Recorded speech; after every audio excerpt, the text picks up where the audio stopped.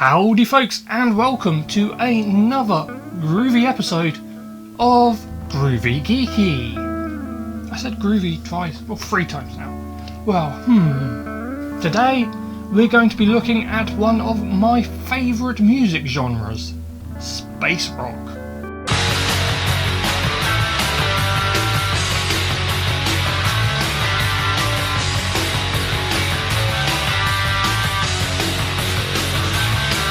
But what on earth is space rock? Should I say, what in the galaxy is space rock? Well, it's a form of music, and that's about all you can really say about it that applies to all of its representatives. You see, it is a very vague genre that covers a whole range of musical styles based around the idea of music about space, the cosmos, aliens, and expanded consciousness. In theory, at least. Common elements of the music are extended improvisations, long, drawn-out sequences, frequent use of electronics, and constant repetitive grooves. Lyrics are often sci-fi based or absurdist, about pixies, Satan, or sexy gnomes, or whatever. But before we talk about space rock as it exists now, we must first go back to the history of the music and where it came from.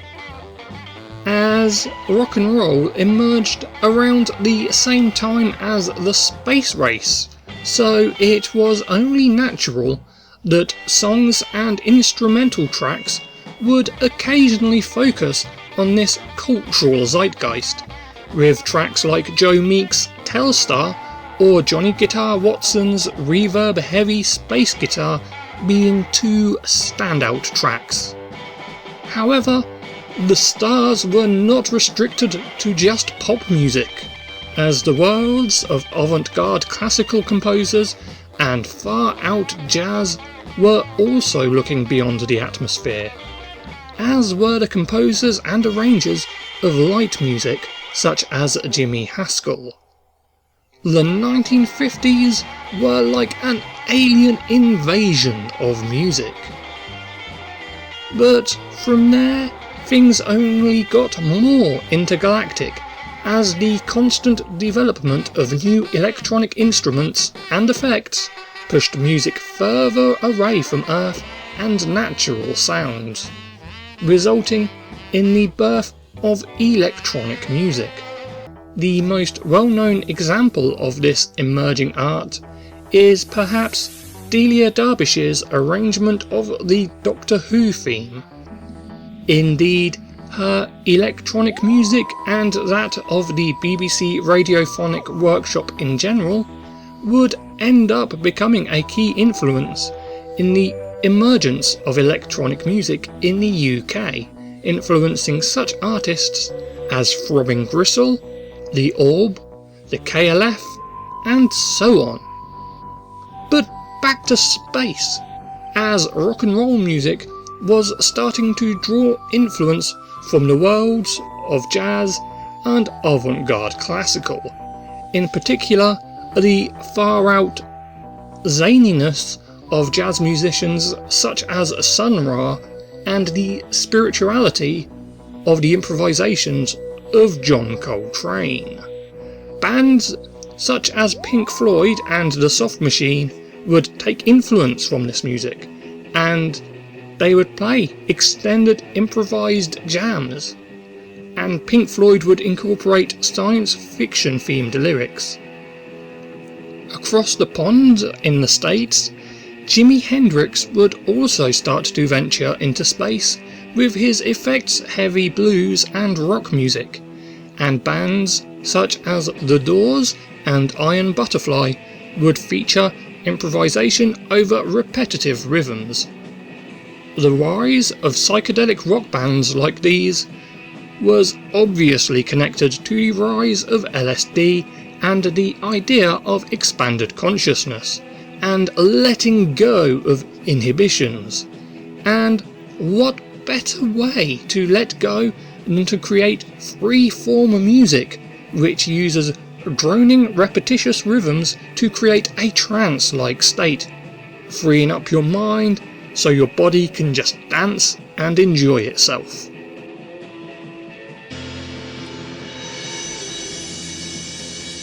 It was as this type of music, creating a trance-like state through repetition, that Pink Floyd really exemplified early space rock, particularly in songs like Interstellar Overdrive, Careful with That Axe Eugene, and Set the Controls for the Heart of the Sun, all of which created a strange, unearthly feel to the music and were really impressive jams.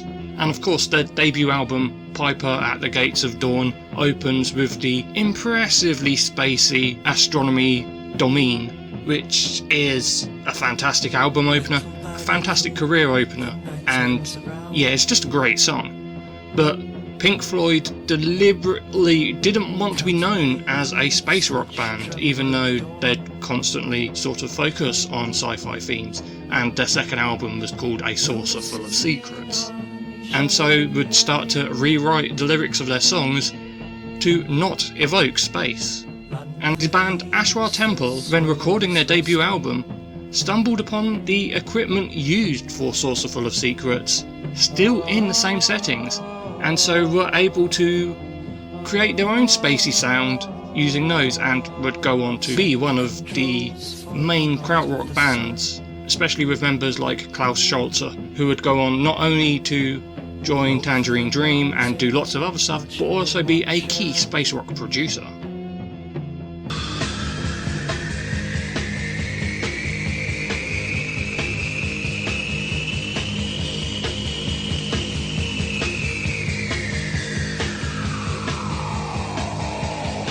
No band sums up this culmination of all these influences into forming space rock better than Hawkwind. Coming from the Ladbroke Grove busking scene, a loose collection of musicians and outcasts who would go on to become one of the most influential bands of all time, popularising trance-like grooves and fancy light shows, and the idea that a live show is not just a band playing, but an all-encompassing sensory extravaganza. Hawkwind's sound was totally dominating, relying on crushingly heavy guitar riffs that pounded your head into submission, whilst rizzing and whirring electronic beeps and boops disorientate you. Hawkwind's lyrical themes would be a bizarre mix of Jack Kirby comics, repeated phrases, and psychedelic musings, sometimes with an almost folky tinge. But they were also aided by poet and occasional frontman Robert Calvert's free-roaming imagination, as well as the science fiction writer Michael Moorcock.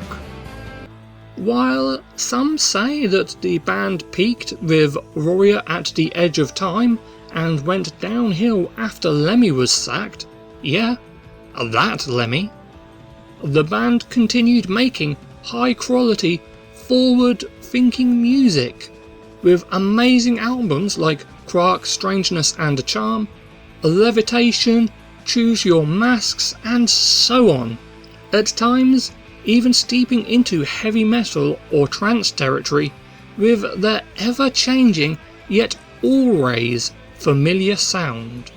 Hawkwind are still going strong, releasing new albums regularly, and their live shows are really enjoyable. And their somewhat legendary history of lineup issues continues to this very day.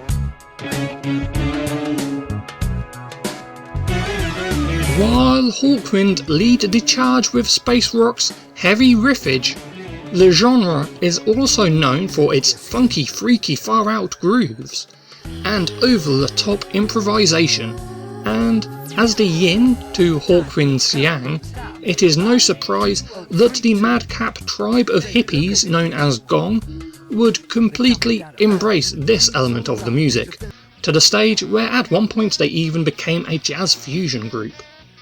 Gong were based around the idea of promoting a peaceful, political, spiritual and social worldview via the means of songs about flying teapots, magic pixies and moon riches. Yeah, and this worldview was also known as floating anarchy. Yes, floating. So, as you may have guessed, they're very LSD influenced, with lyrical themes springing from the mind of David Allen after he was banned from re-entry into the UK at the end of the 60s. Gong would take 3 albums to fully define and develop their cosmic sound, which became heavily reliant on the amazing electronics work of sometimes Hawkwind member Tim Blake and the innovative guitar playing of Steve Hillage, whose solo music would go on to lay the foundation for various electronica genres like techno and trance. By time Gong released their 5th studio album, You, their sound had become a sprawling combination of genres, creating a unique mixture of jazz, heavy rock, funk, folk, musical, monistic chanting and electronica, best summed up by the track Master Builder, which has become perhaps one of the most covered space rock tracks, also known as the Mighty Om riff. Gong would also release music with another space rock mainstay, Here and Now, and various members would have extensive solo careers before eventually coming back to form a classic lineup, releasing more excellent trippy music up to and beyond the tragic passing of David Allen. Gong have a special place in my heart, as I can literally say that their music saved my life during a particularly bad depressive episode. Listening to songs about pothead pixies, Fred the Goldfish and octave doctors, it provided some light relief to a life that at the time lacked it.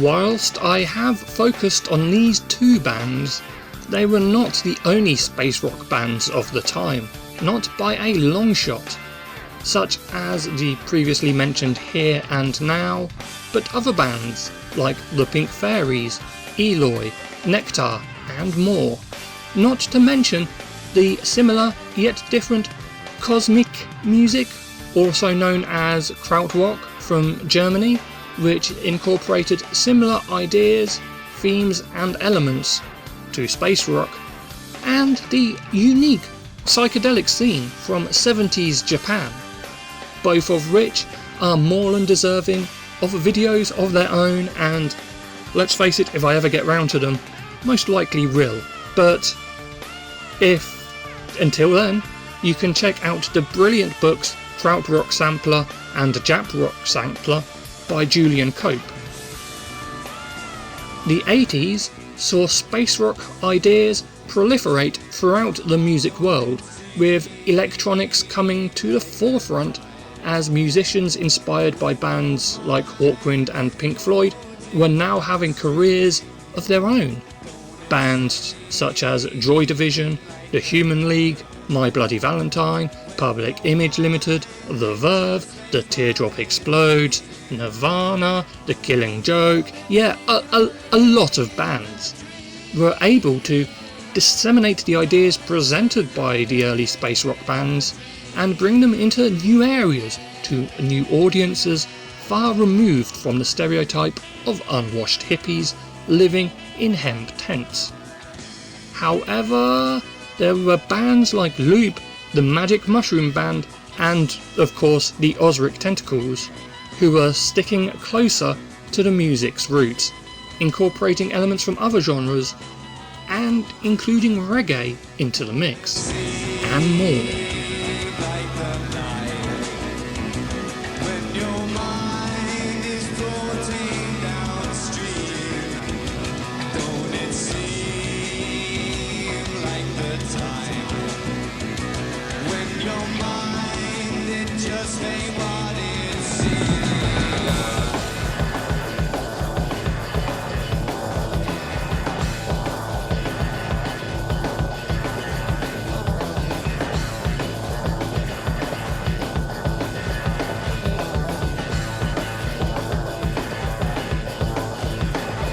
The internet surge of the late 90s and early noughties saw the mass sharing of music, with people obsessing over obscure, weird and underground music as a source of pride.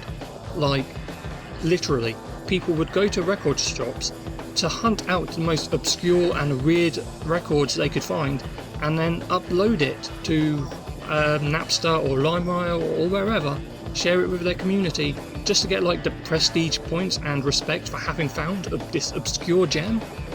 And it was in this environment that I and many people like me discovered the joys of space rock. Fortunately, this coincides with the emergence of the Japanese psychedelic juggernauts known as Acid Mother's Temple, sometimes Acid Mother's Temple and the Melting Paradiso Underground Freakout, sometimes Acid Mother's Temple and the Cosmic Inferno, sometimes Acid Mother's Temple SWR, Acid Mother's Gong, Acid Mother's Guru. Basically, they have lots of names and change around a bit. And they have spent the past 20 plus years taking music to new dimensions, new universes, with their extended jams, overloading your senses and sending you far off into space. Acid Mother's Temple are a collective of musicians and groovy freaks who enjoy making noise and making music which ignores genre boundaries and going on record collecting shopping sprees whilst on tour. As well as their insanely long jam sessions, Acid Mother's Temple are also known for their collaborations with other psychedelic groups like Guru, Afro Rampo, Kinski and Gong, and so many more. Nowadays, the space rock scene is going really strong with more bands than ever before, each with their own unique take on the music, from the raw Hawkwind-like walk of the Cosmic Dead to the droning, percussive, almost primitivism of Sly and the Family Drone, from the freaking out of Hibushibare to the cool power of Kujaku, the heavy stoner distortion of Fort Forms and Bardo Pond to the worldly rhythms of Flamingods. Also, you can check out, if you want, my own noisy space rock, as it's available on most digital platforms under the name of Barbecued Gibbon, and I hope you'll enjoy it. Hashtag shameless self-promotion. So, yeah, I think that space rock, or cosmic rock, or stoner, psychedelic, whatever you want to call it music, is in pretty safe hands for the future. And I am really excited to see where the genre can go from here. Like, there is a festival in London every year called Raw Power, which is noise and psychedelic and hardcore music. And every year I go there, I discover some new, amazing, trippy, freaky band. So I'll definitely be going there next year and seeing what more crazy psychedelic sounds I can discover. And maybe I'll see some of you there. If you do recognise me, say hello. I mean, all I can really do is nervously go, hi, because I'm shy, but, you know, it would be cool to know that someone watches this show. Also, I do need to apologise for my lateness in this episode, like in releasing it. I have been working on other projects lately, and unfortunately, Groovy Geeky has taken something of a backseat, and I did promise to like get this one done sooner and to get back on with it. So I kind of want to make that promise again, that I want to focus a bit more on Groovy Geeky and get some videos coming out sooner and more regularly than like 3 times a year. So fingers crossed. So till next time folks, bye!